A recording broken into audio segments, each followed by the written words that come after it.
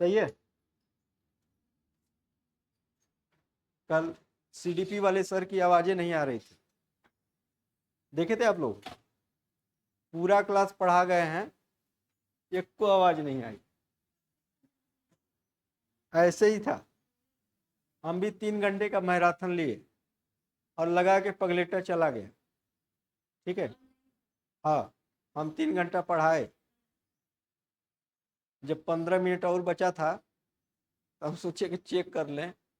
ठीक है, तो बच्चे दुनिया भर का कुल कमेंट किए थे कि आवाज़ नहीं आ रही, आवाज़ नहीं आ रही, और कुल ससुराल चले गए थे। ठीक है, उसके बाद हम कहे कि पूरा मेहनत क्या हो गई, डांड हो गई। उसके बाद हम बोले हम आइबे नहीं करेंगे आज के, जा। नहीं, लगा के नहीं जाना चाहिए। जिम्मेदारी कोई भी किसी भी चीज़ की क्या होती है, जिम्मेदारी होती है। अब यहाँ है तो मैं देख ले रहा हूँ कि हाँ आवाज़ आ रही है कि नहीं आ रही है। ठीक है, चलिए देखिए, सारी बातें आप लोगों ने कल समझा था। ये चित्रपट भी देखा था आपने। पेज 8 तक पहुंचे थे क्या? 9वां पढ़ना था, मतलब इसको पढ़ना था। अच्छा, चलिए चलिए, इसको अच्छे से समझ लीजिएगा। हाँ,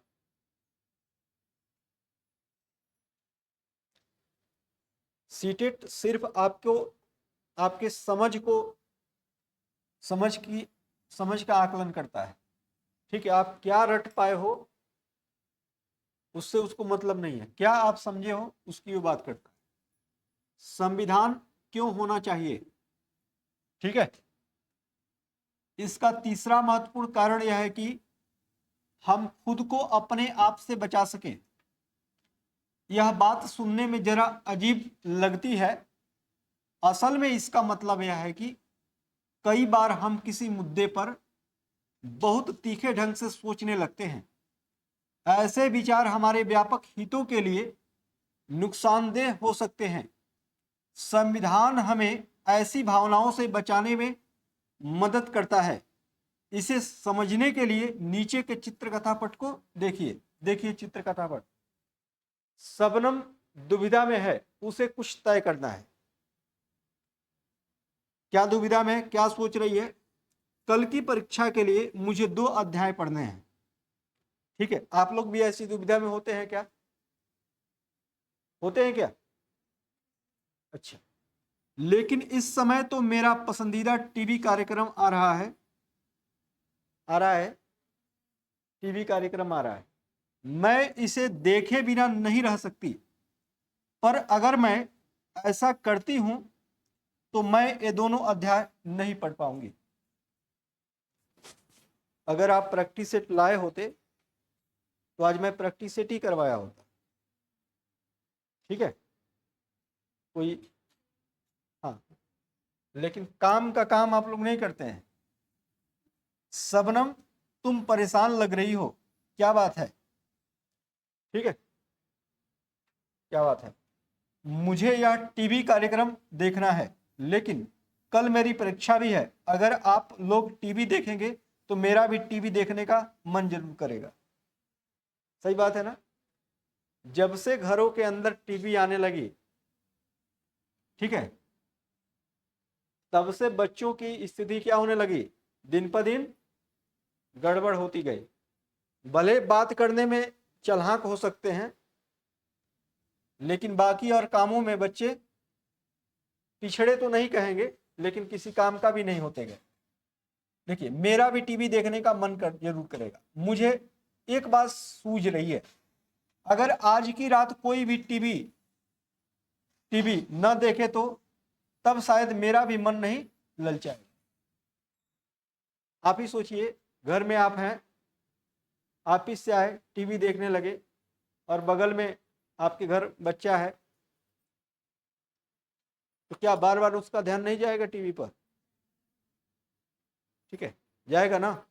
और जब आप नहीं रहेंगे तो क्या करेगा? टीवी देखेगा। टीवी जब देखेगा तो उसके हैबिट में आ जाएगा। जब हैबिट में आ जाएगा तो क्या करेगा भाई? हाँ, आप नहीं रहेंगे, आपकी अनुपस्थिति में वो देखेगा, उसका कंसंट्रेशन क्या होगा, बिगड़ेगा। तो इससे कोई संबंध नहीं है, लेकिन फिर भी आप समझिए। अच्छा हुआ मैंने कल टेलीविजन नहीं देखा, उन आखिरी 2 अध्यायों में से इतने सारे सवाल आए हैं।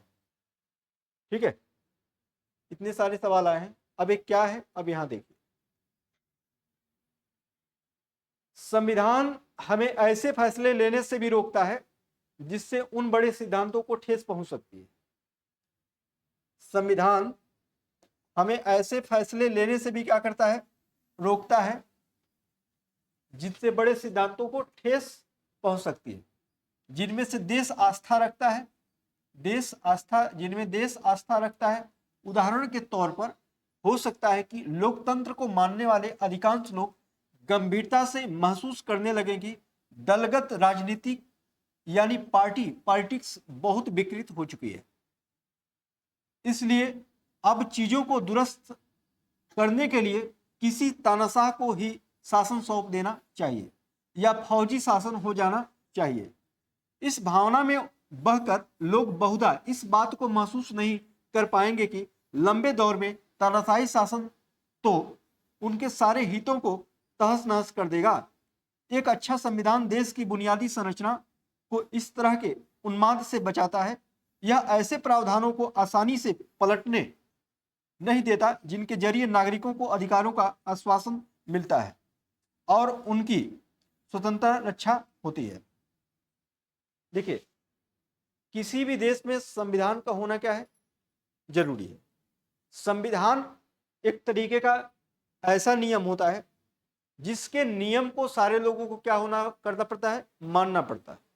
यदि आप इस नियम से हटकर जाएंगे तो आप क्या होंगे, दोषी के भागीदार होंगे या फिर वो देश के हित में नहीं होगा। तो ये बोल रहे हैं कि अगर जो इससे बढ़िया था क्या, तानाशाही शासन। देखिए, तानाशाही शासन में जो राजा होता है, ठीक है, जो तानाशाह होता है, वो अपनी क्या करता है, अपनी मनमानी करता है। जैसे मर्जी वैसे नियम बनाएगा, जैसे मर्जी वैसे उसको लागू करवाएगा। ठीक है, लोग नहीं मानेंगे तो उसको क्या करेगा, पीटेगा। तो तमाम तरीके के यहाँ पर प्रभाव देखने को मिल सकते हैं। अब यही कारण है कि देश के अंदर क्या होना चाहिए, एक संविधान होना चाहिए। क्या होना चाहिए, संविधान। इस चर्चा से आप समझ जाएंगे कि संविधान किसी भी लोकतांत्रिक समाज में कितना महत्वपूर्ण भूमिका निभाता है। अगर जो इस क्लास में मैं तानाशाह हूं, ठीक है, मैं कोई नियम बनाता हूं, आप नहीं उस नियम को मानेंगे तो मैं क्या करूंगा, आपको मनवाऊंगा। और नहीं मानेंगे तो वो भी मनवाने के क्या होंगे, अलग अलग तरीके होंगे। लेकिन संविधान में ऐसा नहीं है, क्योंकि संविधान में कुछ ऐसी बातें हैं जो आपके मौलिक अधिकारों के हनन को भी क्या करेगा, रोकेगा। मौलिक अधिकार जो समझ रहे हैं ना, जो आपको जन्म से मिले हुए, जन्म से छोड़ने दीजिए उनको, ठीक है। इसीलिए ना हम इसको नहीं चलाना चाहते हैं, ठीक है। इस चर्चा से आप समझ जाएंगे कि ठीक है, चलिए क्लियर हो जाएगा, आप टेंशन मत लीजिए। देखिए, आइए अब निम्नलिखित उदाहरणों से जुड़े मूलभूत नियमों से तालिका को भरें। ठीक है, इस तालिका को भरते रहिएगा। नेपाल में लोकतंत्र के लिए चले आंदोलन की सफलता के बाद वहां के लोगों ने एक नया संविधान अपनाया। ऐसे आदर्श हैं जिनसे पता चलता है कि हम किस तरह की शासन व्यवस्था में रहना चाहते हैं। देखिए, जब हमारे देश का संविधान बना था ना, तो लगभग 60 देशों से संविधान को क्या किया गया था, लिया गया था। यही कारण है कि भारतीय संविधान को उधार का थैला बोलते हैं। भारतीय संविधान को उधार का थैला बोला जाता है, क्योंकि लगभग 60 देशों से संविधान को क्या किया गया था, लाया गया था। जैसे आपसे कहा जाएगा कि संविधान संशोधन की प्रक्रिया कहां से ली गई थी, तो साउथ अफ्रीका से। आपातकाल की प्रक्रिया कहां से ली गई थी, तो आपका ये जर्मनी से ली गई थी। ठीक है, राज्य के नीति निर्देशक तत्व यानी डीपीएसपी कहां से लिया गया था, तो आयरलैंड से लिया गया था। मूल कर्तव्य कहां से लिया गया था, तो रूस से लिया गया था। तो अलग अलग देशों से संविधान को पढ़ा गया और उसमें से कुछ अच्छी चीजों को छांटकर अपने संविधान में क्या कर लिया गया, शामिल कर लिया गया। और ऐसे देशों की संख्या लगभग क्या है, 60 है। यही कारण है कि भारतीय संविधान को क्या कहा जाता है, उधार का थैला कहा जाता है। तो छांटने में भी दिमाग लगा होगा ना, ठीक है। लोगों को क्या चाहिए, क्या नहीं चाहिए, लोगों को किसी तरीके की प्रॉब्लम ना हो, इन सब चीजों को ध्यान में रखते हुए ठीक है, संविधान को क्या किया गया, लिखा गया। आइए अब भारतीय संविधान को कुछ मुख्य आयामों का अध्ययन करें। भारतीय संविधान मुख्य लक्षण देखिए,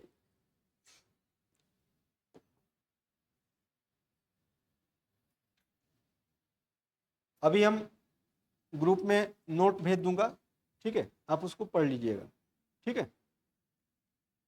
संविधान सभा के सदस्यों के बीच एकता की एक जबरदस्त भावना थी। एकता की क्या थी, जबरदस्त भावना थी। भावी संविधान के एक एक प्रावधान पर जमकर चर्चा हुई और सभी लोग सहमति विकसित करने के बारे में गंभीर थे। उपरोक्त चित्र के मध्य में सरदार वल्लभ भाई पटेल दिखाई दे रहे हैं, जो संविधान सभा के एक महत्वपूर्ण सदस्य थे, ठीक है। तो ये क्या है,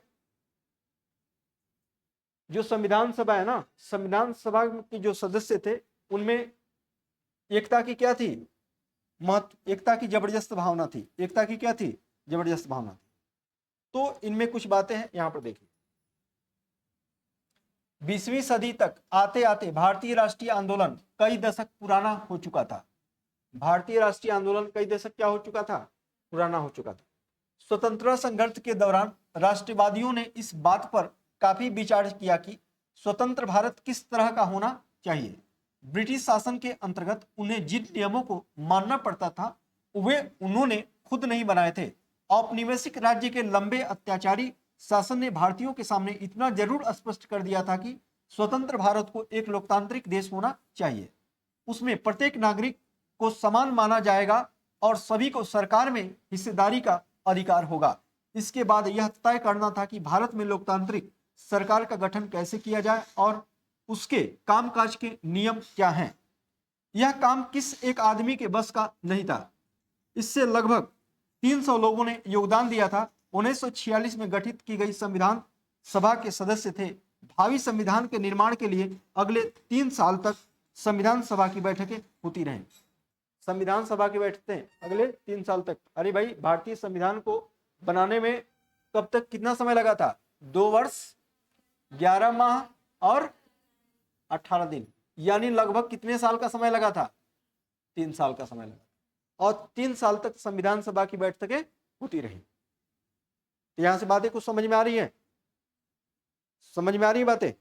संविधान क्यों जरूरी है, संविधान को कई देशों से लिया गया, कितने देशों से लिया गया, इसको बनाने में कितना समय लिया, ठीक है। इसमें बनाने का महत्वपूर्ण भूमिका कौन निभाई थी, संविधान सभा। इसका गठन ही इसलिए किया गया था संविधान के निर्माण के लिए। पहली बार इसकी मांग कब हुई थी, कब इसका निर्माण हुआ, इसके कितने सदस्य थे, ठीक है, ये सारी बातें आप देखिए, ठीक है।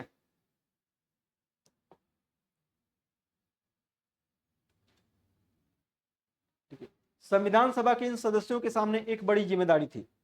जो संविधान सभा के सदस्य थे उनके सामने एक क्या थी, बड़ी जिम्मेदारी थी। क्या जिम्मेदारी थी भाई,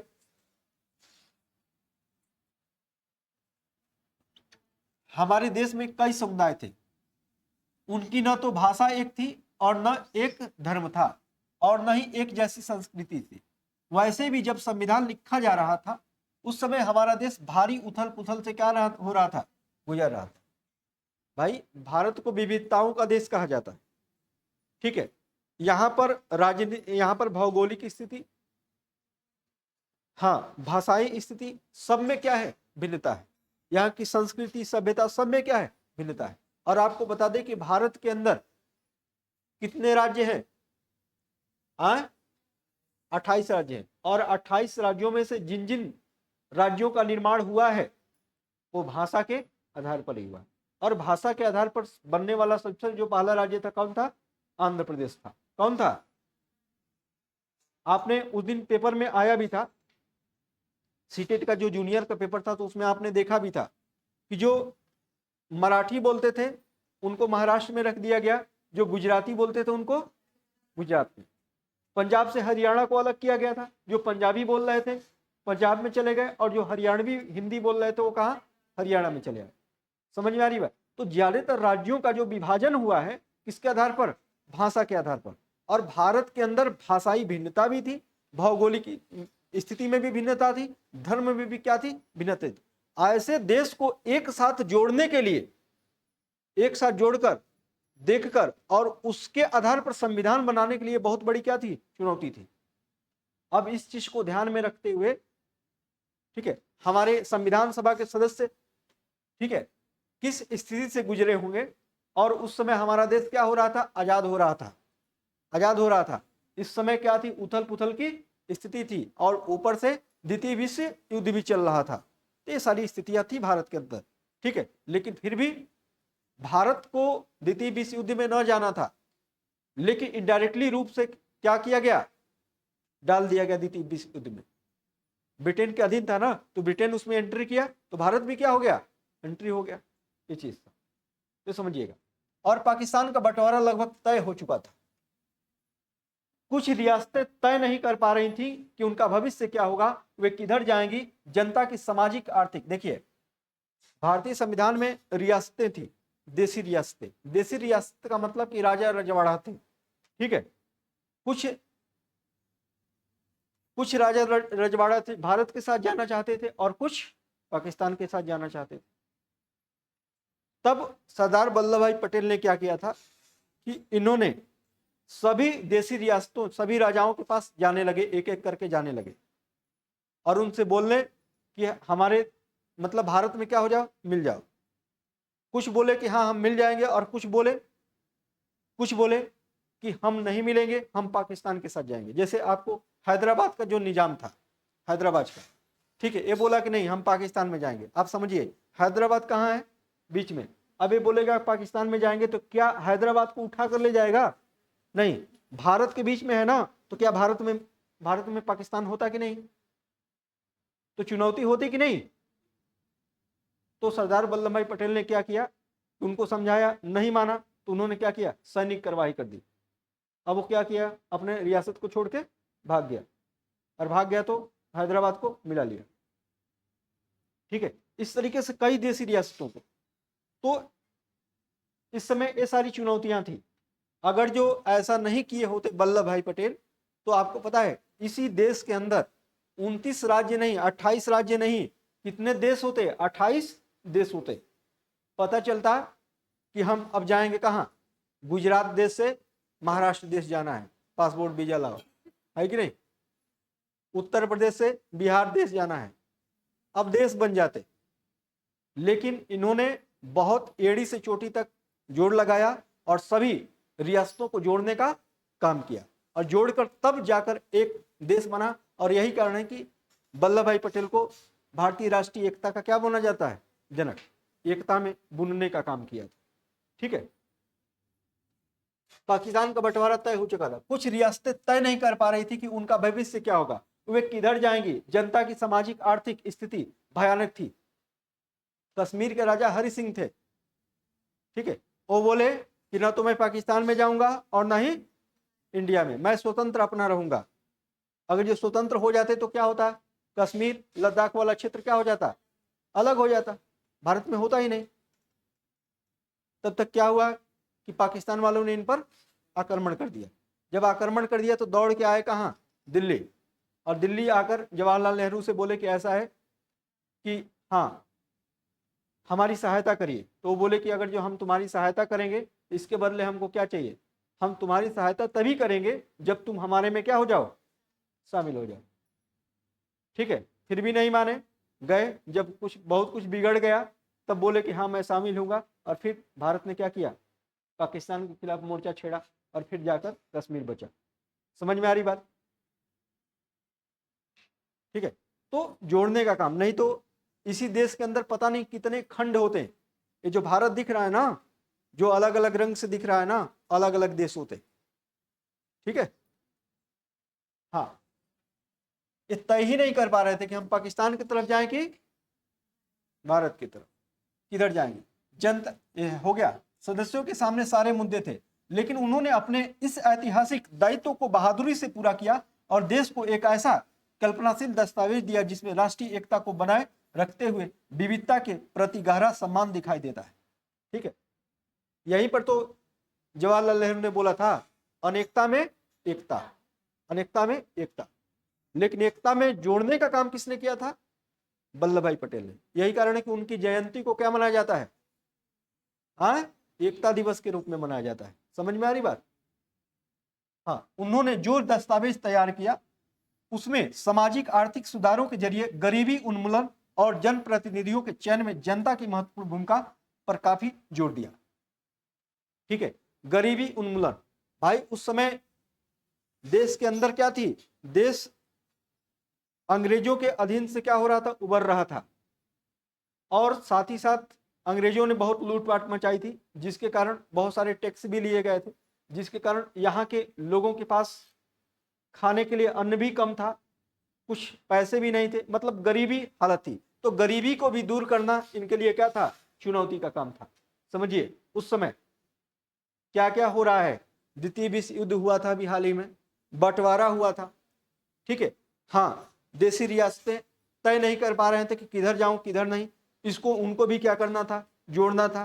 कितनी सारी गरीबी को भी क्या करना था, दूर करना था। ये सारी समस्याएं थी उस समय देश के अंदर, और साथ ही साथ संविधान का निर्माण भी करना था, और संविधान में ऐसी व्यवस्थाएं करनी थी कि किसी को किसी भी प्रकार का दिक्कत ना हो। ठीक है, समझ में आ रही बात। हाँ, आगे के हिस्सों में भारतीय संविधान के कुछ मुख्य आयामों का उल्लेख किया गया है।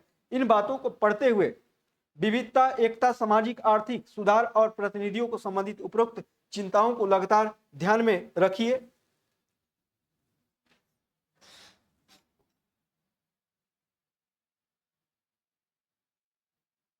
लगातार ध्यान में रखिए, जिनसे इस दस्तावेज लिखने वाले जूझ रहे थे। इसे समझने की कोशिश कीजिए कि उन्होंने स्वतंत्र भारत को एक शक्तिशाली लोकतांत्रिक समाज बनाने के उद्देश्य को पूरा करने के साथ साथ इन चिंताओं को किस तरीके से हल किया था। मतलब ये सारी समस्याओं को हल करने के लिए उन्होंने क्या क्या किया था। ठीक है, देखिए यहाँ पर ये अंबेडकर है, बाबा साहेब डॉक्टर अंबेडकर को भारतीय संविधान का क्या माना जाता है, जनक माना जाता है। डॉक्टर अंबेडकर का विश्वास था कि संविधान सभा में उनकी हिस्सेदारी से अनुसूचित जातियों को संविधान के प्रारूप में कुछ सुरक्षात्मक व्यवस्था मिली है, लेकिन उन्होंने यह भी कहा था कि भले ही कानून बन गए हो, अभी भी अनुसूचित जातियां बेफिक्र नहीं हो सकती हैं, क्योंकि इन कानूनों का संचालन श्रमण हिंदू अधिकारियों के हाथों में ही है। ठीक है, श्रमण हिंदू अधिकारियों के हाथों में ही है। इसलिए उन्होंने अनुसूचित जातियों को आह्वान किया कि वे सरकार के अलावा लोक सेवाओं में भी बढ़ चढ़कर क्या करें, शामिल हो। समझ में आ रही बात। उन्होंने कहा कि आप अनुसूचित जाति हो, अनुसूचित जनजाति हो, ठीक है, हाँ, आपका हिस्सेदारी यहां पर नहीं है। यहां पर किसकी हिस्सेदारी है, श्रमण हिंदुओं की अधिकारियों की हिस्सेदारी है, और वे चाहेंगे कि दलित वर्गों को क्या करें, दबाएं। इसलिए तुम लोक कल्याण में बढ़ चढ़कर क्या लो, हिस्सा लो। तुम पीछे मत रहो, पीछे रहोगे तो जीवन भर पिछड़ते रह जाओगे। अगर जो आगे आना है तो तुमको क्या करना होगा, हाँ, लोक कल्याण में यानी लोक व्यवस्था में आपको भी बढ़ चढ़कर क्या लेनी होगी, हिस्सा लेनी होगी। ठीक है, चलिए, संघवाद, इसका मतलब यह हुआ कि देश में एक से ज्यादा स्तर की सरकारों का होना। जैसे हमने देखा कि अमेरिका है, अमेरिका में कितने राज्य हैं, 50 राज्य हैं, और 50 राज्य है ना, तो 50 राज्यों का अपना अपना क्या है, संविधान है। ठीक है, तो उसे हम क्या बोलेंगे, संघवाद। क्या बोलेंगे, संघवाद। लेकिन हमारे देश में 28 राज्य हैं, 28 राज्य हैं। क्या 28 राज्यों का अपना अपना संविधान है क्या, नहीं, तो इसे बोलेंगे क्या, संघ। यानी हमारे 28 राज्यों की जो शक्ति है केंद्र में निहित है, तो ये हो गया संघ। और जब केंद्र में निहित होती तो क्या होता, संघवाद, बात जैसे अमेरिका के अंदर। समझ में आ रही बात। ठीक है, भारत में इतने सारे समुदायों को उपस्थित, सीधा मतलब यह था कि यहाँ शासन की एक ऐसी व्यवस्था विकसित करनी होगी जिसमें राजधानी दिल्ली में बैठे मुट्ठी भर लोग ही पूरे देश को फैसले न लेने, ठीक है, न लेने लगे। भाई जो नेता, जो लीडर हैं, सांसद हैं, विधायक हैं, ये क्या है, मुट्ठी भर ही तो हैं, और देश के भविष्य यही लोग तो तय कर रहे हैं। और इनको तय करने की शक्ति कौन दिया है, आम जनता। यही कारण है कि अपना देश क्या है, लोकतांत्रिक है।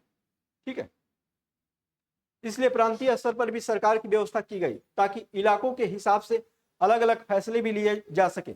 भारत के सभी राज्यों को कुछ मुद्दों पर फैसले लेने का स्वायत्त अधिकार है। हाँ, कुछ मुद्दों पर फैसले लेने का क्या है, स्वायत्त अधिकार है। भारत के सभी राज्यों को कुछ मुद्दों पर फैसले लेने का स्वायत्त अधिकार है, राष्ट्रीय महत्व के सवालों पर सभी राज्यों को केंद्र सरकार द्वारा बनाए गए कानूनों को मानना पड़ता है।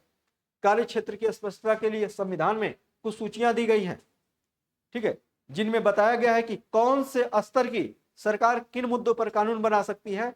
इसके साथ संविधान यह भी तय करता है कि प्रत्येक स्तर की सरकार अपने कार्यों के लिए पैसे का इंतजाम कहां से कर सकती है। संघवाद के अंतर्गत राज्य केवल केंद्रीय सरकार के प्रतिनिधि नहीं होते हैं, मतलब वही ऊपर जो बताए वही बोल रहा है, उन्हीं भी संविधान से ही अपनी ताकत और अधिकार ये सब छोड़िए। यहां पर देख लीजिए, यहां पर जब संविधान सभा ने सार्वभौमिक वयस्क मताधिकार, सार्वभौमिक वयस्क मताधिकार का मतलब होता है कि जिस व्यक्ति की उम्र 18 वर्ष हो जाती है, ठीक है, वो मताधिकार उसे क्या हो जाता है, प्राप्त हो जाता है, ठीक है। और ऐसे व्यक्ति को आप क्या बोलते हैं, ग्राम सभा का सदस्य। और ग्राम सभा के सदस्य की न्यूनतम उम्र कितनी होती है, 18 वर्ष। अगर जो आप में से किसी की उम्र 18 वर्ष से कम है, इसका मतलब कि आप ग्राम सभा के सदस्य नहीं है। और जब ग्राम सभा के सदस्य नहीं है तो आपके पास सार्वभौमिक वयस्क मताधिकार नहीं है। समझ में आ रही बात, ठीक है। स्वीकृति दे दी। सभा के सदस्य A.K. अय्यर ने कहा था कि यह कदम आम आदमी और लोकतांत्रिक शासन की सफलता में गहरी आस्था का द्योतक है। इस विश्वास पर आधारित है कि वयस्क मताधिकार के जरिए लोकतांत्रिक सरकार की स्थापना ज्ञानोदय लाएगी। यह आम आदमी के कुशल क्षेम, जीवन स्तर, सुविधा और बेहतर जीवन स्थिति को प्रोत्साहन देगी। संसदीय शासन पद्धति। सरकार के सभी स्तरों पर प्रतिनिधियों का चुनाव लोग खुद करते हैं। कक्षा 7 की किताब के शुरू में कांता की कहानी दी गई थी, जो वोट डालने के लिए कतार में खड़ी है, ठीक है। भारत का संविधान अपने सभी वयस्क नागरिकों को वोट डालने का अधिकार देता है। संविधान सभा के सदस्य जब संविधान की रचना कर रहे थे, संविधान सभा के सदस्य जब देखिए वोट मारने के लिए क्या है, खड़े हैं, तो उन्हें लगा कि स्वतंत्र संघर्ष से भारतीय जनता को वयस्क मताधिकार का प्रयोग करने के योग्य बना दिया है। मतलब अब देश के अंदर सरकार बनाने में लोगों की भी क्या होगी, अहम भूमिका होगी। उन्हें विश्वास था कि इससे न केवल लोकतांत्रिक सोच व तौर तरीकों को प्रोत्साहन मिलेगा, बल्कि जाति, वर्ग, औरत, मर्द के फर्क पर भी आधारित ऊंच नीच की बेड़ियों को भी क्या किया जाएगा, तोड़ा जा सकता है। सार्वभौमिक मताधिकार का मतलब यह है कि अपने प्रतिनिधियों के चुनाव में देश के सभी लोगों की सीधी भूमिका होगी। इसके अलावा हर व्यक्ति खुद चुनाव भी लड़ सकता है, चाहे उसकी सामाजिक पृष्ठभूमि कैसी भी हो क्यों ना हो।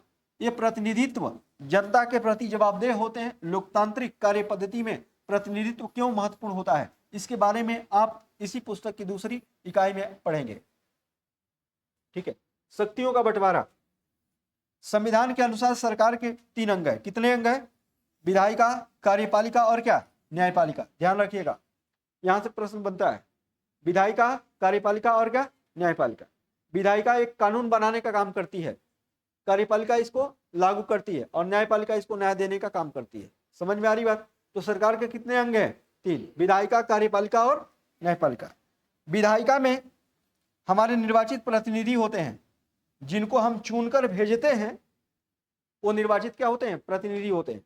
कार्यपालिका में ऐसे लोगों का समूह होता है जो कानूनों को लागू करने और शासन चलाने का काम देखते हैं, जैसे IAS PCS हो गए। न्यायालयों की व्यवस्था को न्यायपालिका कहा जाता है, जिसके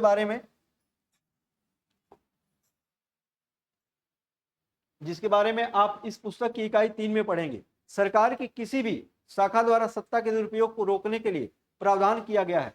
इन सभी अंगों की शक्तियां एक दूसरे से अलग होगी। शक्तियों के इस बंटवारे के आधार पर प्रत्येक अंग दूसरे अंग पर अंकुश रखता है और इस तरह तीनों अंगों के बीच सत्ता का संतुलन बना रहता है, ठीक है। संविधान सभा के सदस्यों के भय था कि कहीं कार्यपालिका इतनी ताकतवर न हो जाए कि विधायिका के प्रति अपने दायित्वों की उपेक्षा ही करने लगे। इस आशंका को ध्यान में रखते हुए सभा ने ऐसे कई प्रावधानों को संविधान में शामिल किया जिनके जरिए शासन की कार्यकारी शाखा द्वारा की जाने वाली कार्यवाही को शामिल किया, ठीक है। राज्य शब्द का अक्सर इस्तेमाल किया गया है। इसका मतलब राज्य सरकारों से नहीं है, मैंने पहले ही बता दिया था कल। जब हम राज्य शब्द का इस्तेमाल करते हैं तो उसे सरकार से भिन्न अर्थ में लेते हैं। सरकार की जिम्मेदारी होती है कि कानून बनाना और लागू करना, कानून बनाना और लागू करना सरकार की जिम्मेदारी है। लेकिन चुनावों के जरिए सरकार बदल सकती है, पर राज्य एक ऐसी राजनीतिक संस्था है जो निश्चित भूभाग में रहने वाले संप्रभु लोगों का प्रतिनिधित्व करती है। इस आधार पर हम भारतीय राज्य, नेपाली राज्य आदि की भी बात कर सकते हैं। भारतीय राज्य की एक लोकतांत्रिक सरकार है। सरकार का यानी कार्यपालिका राज्य का एक ऐसा हिस्सा है। राज्य का मतलब सरकार से कहीं ज्यादा व्यापक होता है, इसे सरकार के स्थान पर इस्तेमाल नहीं किया जा सकता।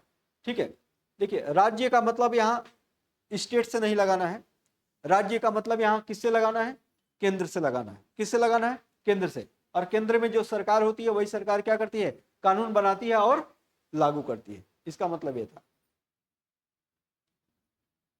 ठीक है, ये लास्ट पेज होगा मेरे ख्याल से। ठीक है, कोई बात नहीं, ये बड़ा काम का है।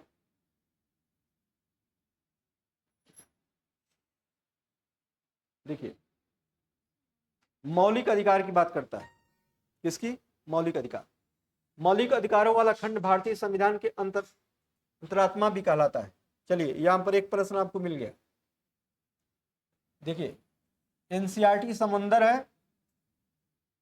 क्वेश्चन ढूंढा जाएगा और क्वेश्चन मिलेगा। यहीं से मिलते हैं क्वेश्चन और यहीं से आते हैं क्वेश्चन। मौलिक अधिकारों वाला खंड भारतीय संविधान की अंतरात्मा भी कहलाता है। ठीक है, क्या बोलते हैं? अंतरात्मा बोलते हैं। औपनिवेशिक शासन ने राष्ट्रपतियों के दिमाग में राज्य के प्रति संदेह का भाव पैदा कर दिया था। इसलिए राष्ट्रवादी चाहते थे कि स्वतंत्र भारत में राज्य की सत्ता के दुरुपयोग से बचने के लिए कुछ लिखित अधिकार होने चाहिए। लिहाजा मौलिक अधिकार देश के सभी नागरिकों को राज्य की सत्ता के मनमाने और निरंकुश इस्तेमाल से बचाते हैं। इस तरह संविधान राज्य और अन्य व्यक्तियों के अधिकारों की रक्षा करता है। विभिन्न अल्पसंख्यक समुदाय भी चाहते थे कि संविधान में ऐसे अधिकारों को शामिल किया जाए जो उनके समूह की रक्षा कर सके। फलस्वरूप बहुसंख्यकों ने अल्पसंख्यकों के अधिकारों की रक्षा का आश्वासन भी संविधान में दिया गया था। इन मौलिक अधिकारों के बारे में डॉक्टर अंबेडकर ने कहा था कि इनका दोहरा उद्देश्य, पहला, हर एक नागरिक की ऐसी स्थिति में हो कि उन अधिकारों के लिए दावेदारी कर सके, और दूसरा, अधिकार उस सत्ता और संस्था के लिए है जो बाध्यकारी हो और उसे कानून बनाने का अधिकार दे सके। ठीक है, देखिए मौलिक अधिकार क्या है समझिए। मौलिक अधिकार ऐसा अधिकार होता है जो आपको जन्म के साथ मिलता है और जिसके अभाव में, जिस अधिकार के अभाव में आपको जीवन जीने में क्या होती है? दुविधा उत्पन्न होती है, अवरोध उत्पन्न होता है। क्या बताइए, क्या बिना सोए आप रह सकते हैं क्या? नहीं, मौलिक अधिकार है। बिना जल पिए आप रह सकते हैं क्या? नहीं, मौलिक अधिकार है। स्वच्छ पर्यावरण में रहने का अधिकार क्या है? मौलिक अधिकार।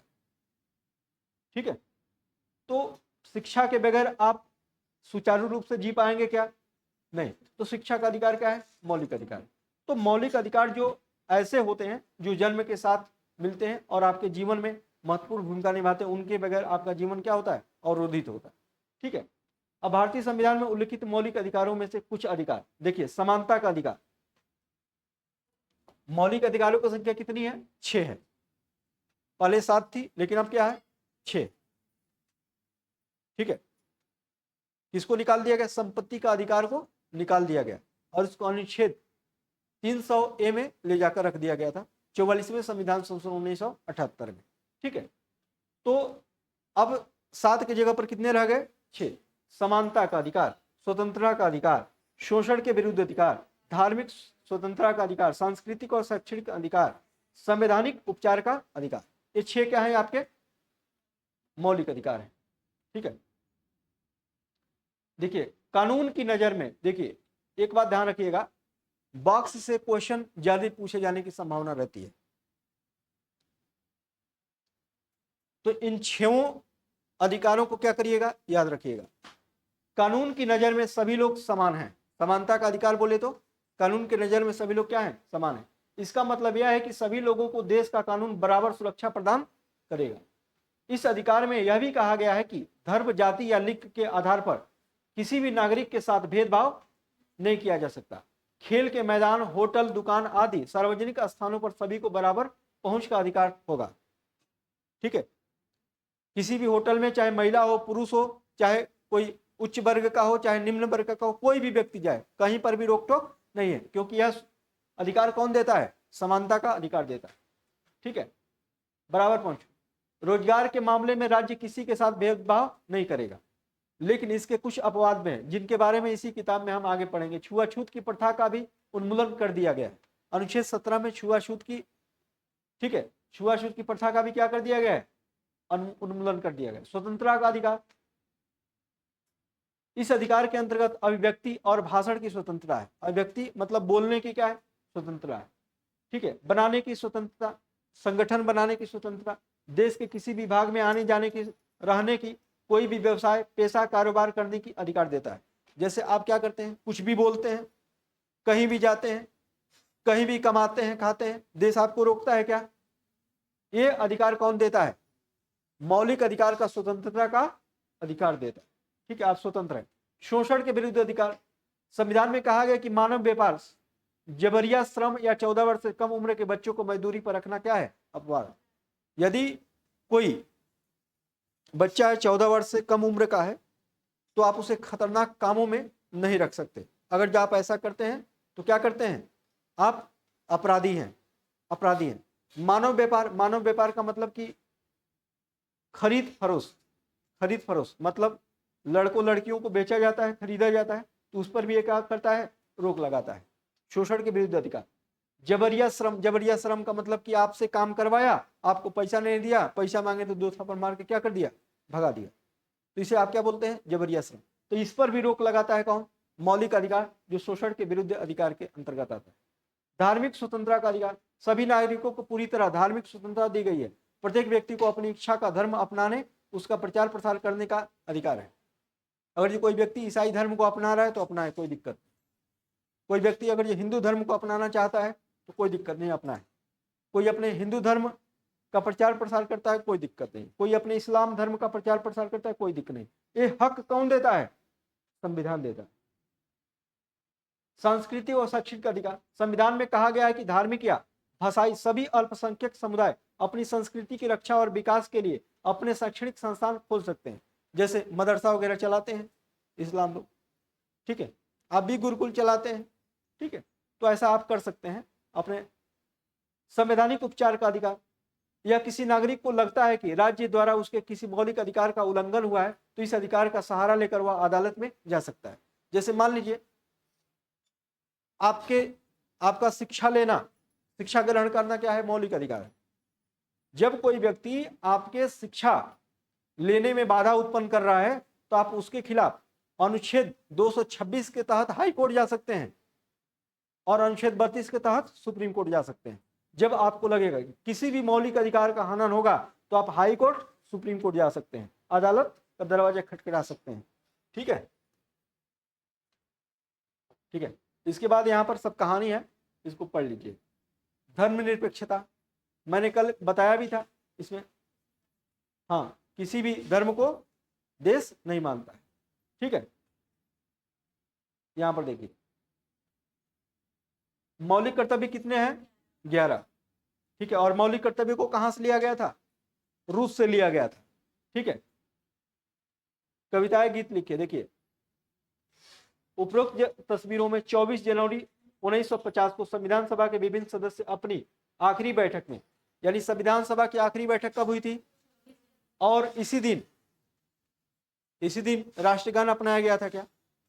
इसी दिन राष्ट्रगान को बनाया गया था ना? हाँ, आखिरी बैठक में संविधान की एक प्रति पर हस्ताक्षर कर रहे थे। सबसे ऊपर वाले चित्र में प्रधानमंत्री जवाहरलाल नेहरू दस्तखत कर रहे हैं। दूसरे चित्र में संविधान सभा के अध्यक्ष डॉक्टर राजेंद्र प्रसाद हैं।